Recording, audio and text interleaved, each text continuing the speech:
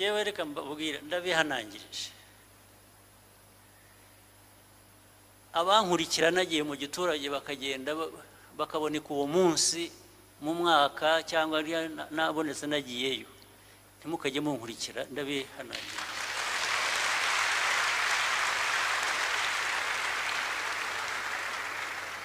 cyangwa ngo muhinduke abaherekeza abagiyeyo gusa wowe utajyayo ubwawe ngo ujye undi urebe ubwo ndabwira mwese harimo n'abaminisitiri cyane cyane njye ntabwo nkeneye protocol ntabwo nkeneye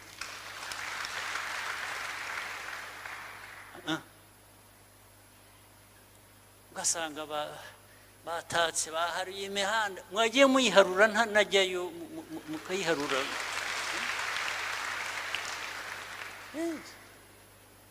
rwose ndabivuga tuzabisubiramo abo duhura rimwe na rimwe muri cabinet ubwo tuzabisubiramo neza nzabihanangiriza ku buryo budasubirwaho cyangwa baba bagiyeyo mu bikorwa ubundi bikorwa iyo ubona abantu bagiye mu giturage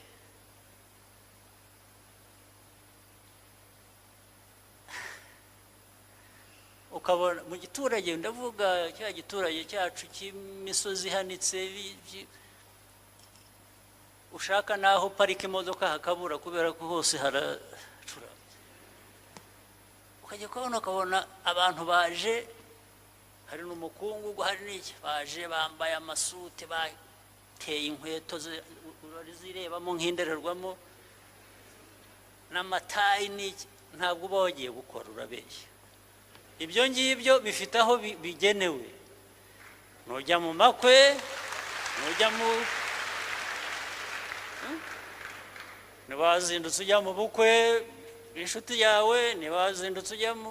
gusenga niba wagiye kubyina ibyo niho bigenewe ntabwo bigenewe muri kiriya giturage mugomba kuba ariko muri n'abasiporutifu b'igitangaza hari n'abandi usanga bambaye za nkweto zimeze zitya